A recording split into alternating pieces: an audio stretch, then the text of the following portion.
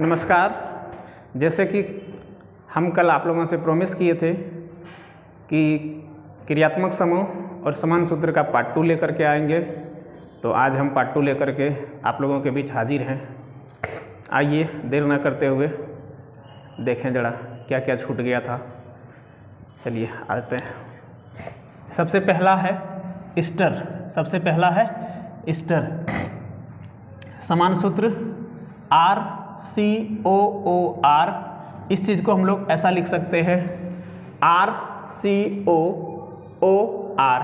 और R के बारे में हम लोग कल बात कर चुके हैं कि R क्या होता है। यहाँ पर एल्काइल होता है, या तो वह 1 कार्बन का होगा, 2 कार्बन का होगा, 3 कार्बन का होगा, कुछ भी होगा। मतलब R के जगह पे हम लोग कह सकते हैं, R के जगह पे हम लोग लिख सकते हैं CnH2n+1, फिर ये और फिर लिख सकते हैं CnH2n+1। अब जहाँ पर R आएगा तो आप समझ जाइएगा कि R जो है वो CnH2n+1 यही है। इसका फंक्शनल ग्रुप मतलब क्रियात्मक समूह, इसका क्या है क्रियात्मक समूह। कल फंक्शनल ग्रुप के बारे में FG के बारे में बात हो चुका है, तो आज हम लोग FG को देख करके कन्फ्यूज में नहीं आएंगे। FG क्या होता है, क्रियात्मक समूह होता है या क्रियाशील मूलक होता है, इंग्लिश में फंक्शनल ग्रुप होता है। तो क्या है COO, इसको हम लोग ऐसा लिख सकते हैं। क्यों लिख सकते हैं, कल बात हुआ था कि कार्बन की संयोजकता पूरा करने के लिए कार्बन 4 बॉन्ड बनाता है, तो 4 बॉन्ड बनाया हुआ देखिए 1 2 3 4, ऑक्सीजन 2 बॉन्ड बनाता है तो बनाया हुआ है। अभी आप सोच रहे होंगे इसका नाम नहीं है, क्योंकि इसका ना कोई प्रीफिक्स नाम डिफाइन नहीं किया गया है, कोई भी प्रीफिक्स नाम। अब प्रीफिक्स नाम क्या होता है, पूर्व लग्न। क्या होता है पूर्व लग्न, मतलब इसके आगे पीछे क्या लगना है इस बारे में कोई भी डिस्कशन नहीं हुआ है IPEC के द्वारा। तो बस ऐसे ही आपको याद रखना होगा कि स्टर का फंक्शनल ग्रुप जो है वो यही होता है। अगला कौन है, तो एमाइड। अगला कौन है, एमाइड। समान सूत्र RCONH2। ये एमाइड को आप ध्यान में रखिएगा। इसका क्रियात्मक समूह या तो फिर समान सूत्र पूछने का बहुत ज़्यादा चांस है, तो इसको आप ध्यान में रखिएगा।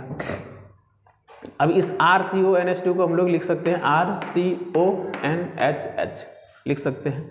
इसी को हम लोग जो है एल्काइल एमाइड भी कहते हैं, ठीक है। तो इसका क्रियात्मक समूह क्या हो गया, जिसको कहते हैं फंक्शनल ग्रुप CONH2, यही है इसका क्रियात्मक समूह, याद रखिएगा CONH2। इसको हम लोग ऐसा लिख सकते हैं।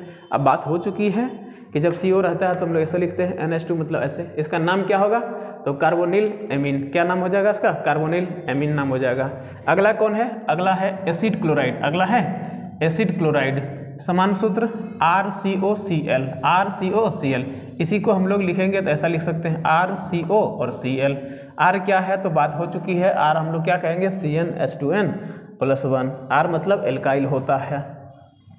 इसका क्रियात्मक समूह क्या होगा, मतलब फंक्शनल ग्रुप, तो COCl। क्या हो जाएगा COCl। इसका क्या नाम, तो कार्बोनिल क्लोराइड। इसको क्या बोलेंगे, कार्बोनिल क्लोराइड। क्या बोलेंगे, कार्बोनिल क्लोराइड।